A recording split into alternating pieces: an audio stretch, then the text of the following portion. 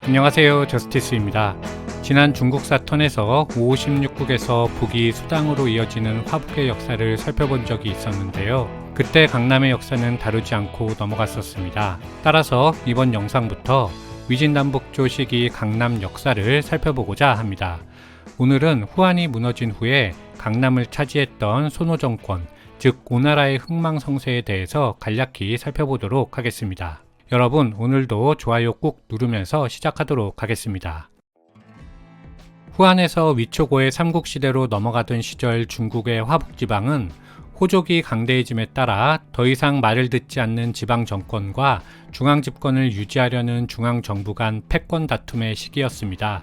위나라로부터 양해받은 사마염이 삼국시대를 통일하고 서진을 세웠지만 팔왕의 난이 발생한 혼란을 틈타 북쪽과 서쪽에서 흉노, 선비, 갈, 저, 강족 등 오호들이 중원으로 밀고 들어와 556국을 형성하며 중원은 갈기갈기 찢어졌습니다. 이 군웅할거를 정리한 것이 선비족이 세운 북이이며 북이가 서위, 북주를 거쳐 수나라로 통일되는 것이 위진남북조 시대 화북의 역사입니다. 그리고 화북에서 밀려난 한인은 강남인과 강남에서 각축을 벌이는데 이때 송견의 손씨 일가가 먼저 강남을 통합하는 데 성공하였습니다.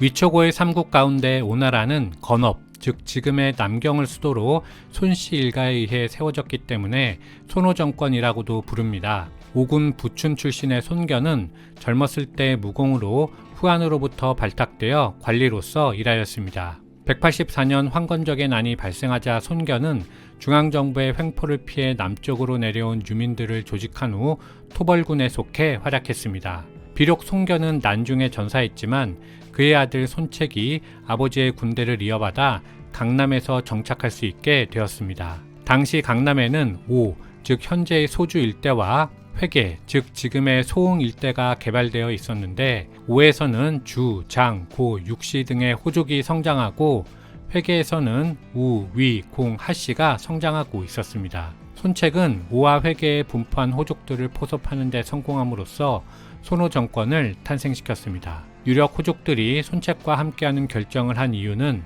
자신과 같은 호족들이 약소 권력으로 할거해봤자 결국 화북에 대항할 수 없다는 점을 잘 알고 있었고, 따라서 강남 전체를 하나로 묶을 수 있는 통일 정권이 들어서기를 원했기 때문입니다. 마침 강남에 진출한 손책의 군대는 규율이 잡혀 있어서 백성을 약탈하지 않았고 항복하는 자는 과거를 묻지 않았으며 군에 입대하면 부역을 면제해 주었기 때문에 그 명성을 듣고 호족들은 손책의 진영에 가담하였습니다. 즉 오나라는 양자강 북쪽에서 넘어온 손씨 가문의 군사력과 오와 회계에 존재하던 호족 세력이 연합한 정권이라 할 수 있는 것이지요. 하지만 이는 다시 말하면 당시 강남의 호족들은 스스로는 강력한 군사정권을 만들지 못하는 한계점도 같이 가지고 있었다는 것을 의미합니다. 종합해서 오나라의 초대 황제, 즉 태조는 송건이지만 그 이전에 이미 아버지 손경과 형 손책이 추존 황제와 추존 왕으로서 강남에 털을 닦아 놓았다.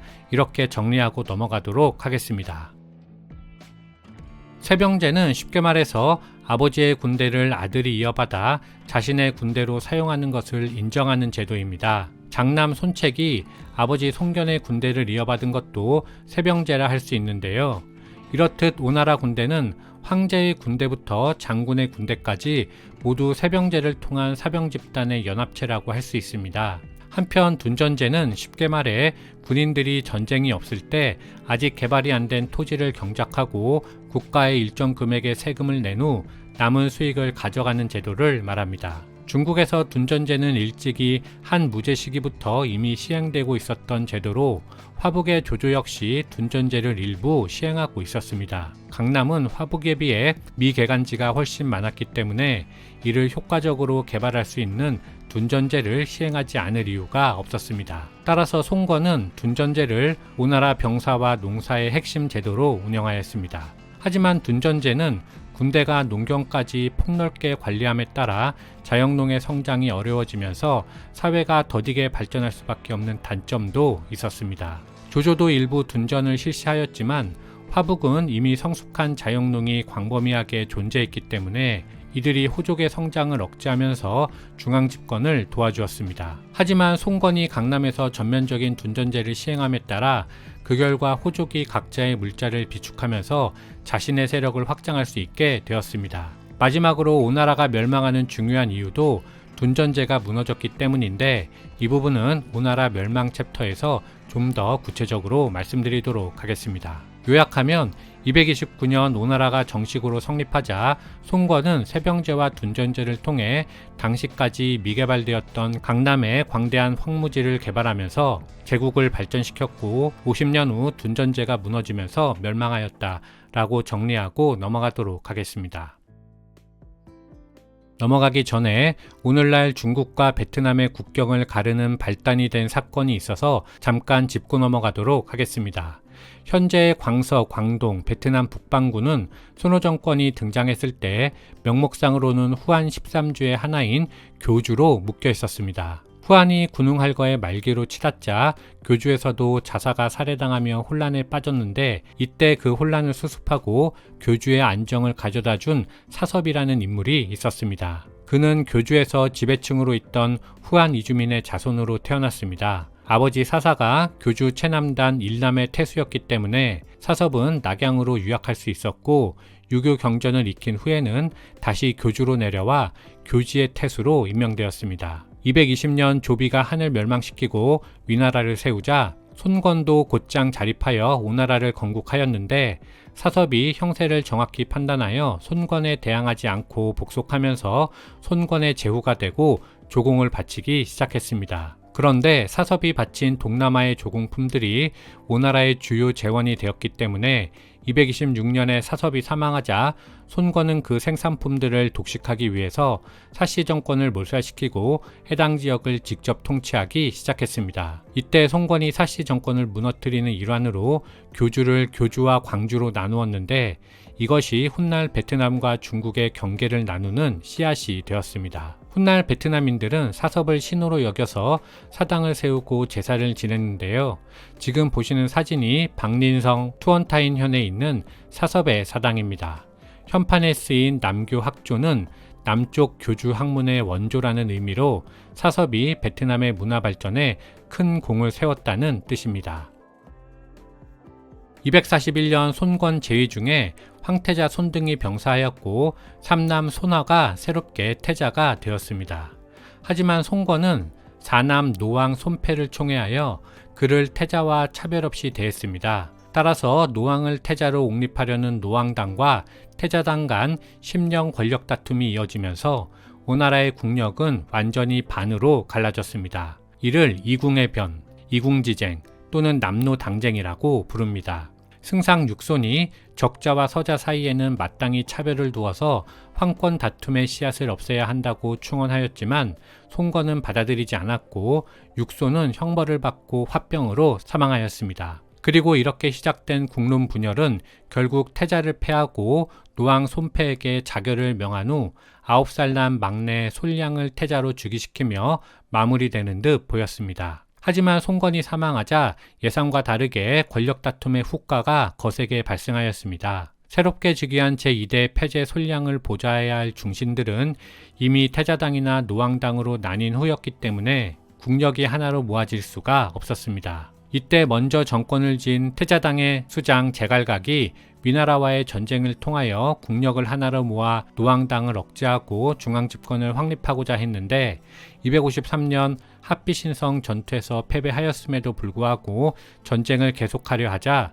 노왕당의 핵심이었던 손준이 전쟁 반대의 분위기를 이용하여 제갈각을 제거하는 데 성공하였습니다. 따라서 노왕당 손준이 새롭게 실권을 잡았지만 그 역시 국력을 하나로 모으지 못한 채 사망함에 따라 권력은 또다시 손준의 종제였던 손침에게 넘어갔습니다. 하지만 손침 역시 혼란을 정리하지 못한 것은 마찬가지였는데 이때 솔량 황제 세력이 손침을 몰아내려다가 실패하면서 솔량은 폐위되었고 솔량의 형이자 손건의 육남 손휴가 제3대 경제로 즉위하였습니다. 물론 손휴도 정치에 능력이 있는 사람은 아니었기 때문에 권신의 손에 놀아나는 것은 패제 솔량과 다를 바가 없었습니다. 그리고 264년 손휴가 30살의 젊은 나이로 요절함에 따라 조카 손호가 오나라의 마지막 황제로 즉위하였습니다. 손호는 폭정을 일삼고 신하를 주살하며 무리한 토목공사를 일으키는 등 포악한 정치를 계속하다가 서진의 대공세에 항복하였고 그렇게 오나라는 멸망하였습니다. 오나라가 멸망한 이유는 여러 가지가 있겠지만 그 중에서 중요한 하나는 오나라의 핵심 제도인 둔전제가 무너졌기 때문이었습니다. 오나라 둔전제 붕괴는 손권의 죽음과 함께 시작되었는데요. 태자당의 수장 제갈각이 여러 이유를 들어 북벌을 시작했지만 북벌이 실패하면서 오나라에 엄청난 손해를 초래했고 정권은 이를 보충하기 위해서 무리한 징발과 수탈을 계속했습니다. 그런데 이런 무리한 징발과 수탈이 모두 둔전에서 이루어진 것이지요. 둔전병과 둔전민들은 국가의 수확량의 대부분을 수탈당했기 때문에 남은 식량으로는 도저히 살아갈 수가 없었습니다. 따라서 이들이 둔전 지역에서 탈주하여 다른 곳으로 도망치거나 상인으로 변화하면서 오나라 군대의 핵심인 둔전제가 무너졌습니다. 오나라를 떠받치고 있던 장군들 입장에서는 둔전제가 붕괴하면서 전력의 대부분을 상실했기 때문에 국가를 위해 싸우고 싶어도 더 이상 싸울 수가 없는 상태가 되어버린 것이었죠. 이런 상태에서 서진의 군대가 쳐들어온 것이고 오나라는 제대로 된 저항 한번 해보지 못하고 멸망하였습니다. 그렇다면 강남에 남은 호족과 유민들은 어떻게 되었을까요?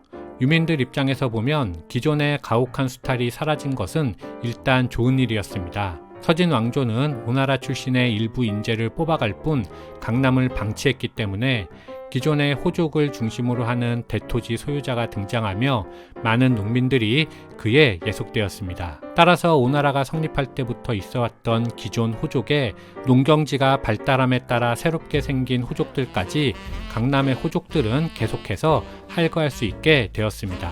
하지만 오나라의 호족들은 이전에 손책 아래 뭉쳐서 위나라에 대항했던 것처럼 다시 한번 뭉쳐야만 하는 상황을 맞이하게 됩니다. 이상 마치고 다음 시간에 계속하도록 하겠습니다. 감사합니다.